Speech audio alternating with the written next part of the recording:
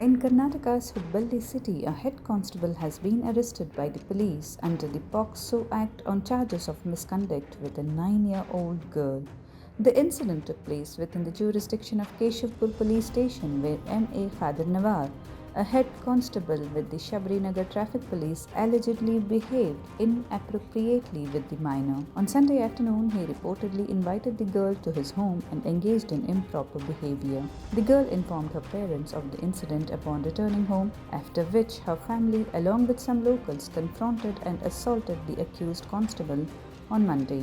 Upon receiving information about the incident, the police took Father Nawar into custody and registered a case under the POCSO Act.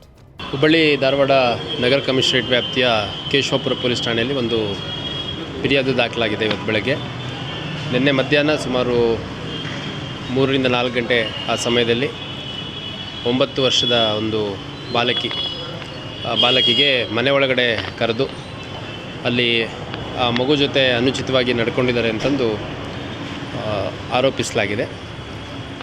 ನಂತರ ನಿನ್ನೆ ರಾತ್ರಿ ಆ ಮಗು ತನ್ನ ಪೋಷಕರ ಹತ್ರ ಈ ಥರ ಆರೋಪಿತ ನಡ್ಕೊಂಡ ಅಂತಂದು ಹೇಳಿದ್ದಾರೆ. ಅದಾದಮೇಲೆ ಇವತ್ತು ಬೆಳಗ್ಗೆ ಅಲ್ಲಿ ಆ ಮಗು ಸಂಬಂಧಪಟ್ಟಂಥ ಹಿರಿಯರು 4-6 ಜನ ಹೋಗ್ಬಿಟ್ಟು ಆರೋಪಿಗೆ ಪ್ರಶ್ನೆ ಮಾಡಿದ್ದಾರೆ.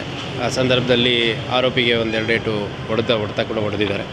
ಅದಾದಮೇಲೆ ನಮ್ಮ ಗಮನಕ್ಕೆ ಬಂದ ತಕ್ಷಣ ನಾವು ಆರೋಪಿತನ ವಶಕ್ಕೆ ತೊಗೊಂಡಿದ್ದೀವಿ. ಮತ್ತು ಮಗುವಿನ ಪೋಷಕರ ಹೇಳಿಕೆಯನ್ನು ಪಡ್ಕೊಂಡು ಒಂದು ಪೋಕ್ಸೋ ಕಾಯ್ದೆ ಅಡಿಯಲ್ಲಿ ಪ್ರಕರಣ ದಾಖಲು ಮಾಡ್ಕೊಂಡಿದ್ದೀವಿ. ಇದರಲ್ಲಿ ಒಳಗೆ ಕರೆದು ಬೋಲ್ಟ್ ಹಾಕಿ ಕೈಗೆ ಮುತ್ತು ಕೊಟ್ಟ ಅನ್ನುವಂಥದ್ದು ಆರೋಪ. ಅದ್ರ ಜೊತೆಗೆ ಅಷ್ಟರಲ್ಲಿ ಯಾರೋ ಹೊರಗಿಂದ ಬಾಗಿಲು ನಾಕ್ ಮಾಡಿದಾಗ ಆ ಮಕ್ಕಳನ್ನ ಹೊರಗೆ ಕಳಿಸಿದ್ದಾರೆ ಅನ್ನುವಂಥದ್ದು ಆರೋಪ. ಸೊ ಹಂಗಾಗಿ ಪೋಕ್ಸೋ ಕಾಯ್ದೆ ಅಡಿಯಲ್ಲಿ ಇದೊಂದು ಘೋರ ಅಪರಾಧ ಪ್ರಕರಣ ಆಗುತ್ತೆ. ಹಂಗಾಗಿ ಪ್ರಕರಣ ದಾಖಲು ಮಾಡಿಕೊಂಡು ಸಂಬಂಧಪಟ್ಟ ಆರೋಪಿ ಏನಿದ್ದಾನೆ ಅವನ್ನ ವಶಕ್ಕೆ ತಗೊಂಡು ಅಗತ್ಯ ಕಾನೂನು ಕ್ರಮ ಕೈಗೊಳ್ಳಲಾಗ್ತದೆ.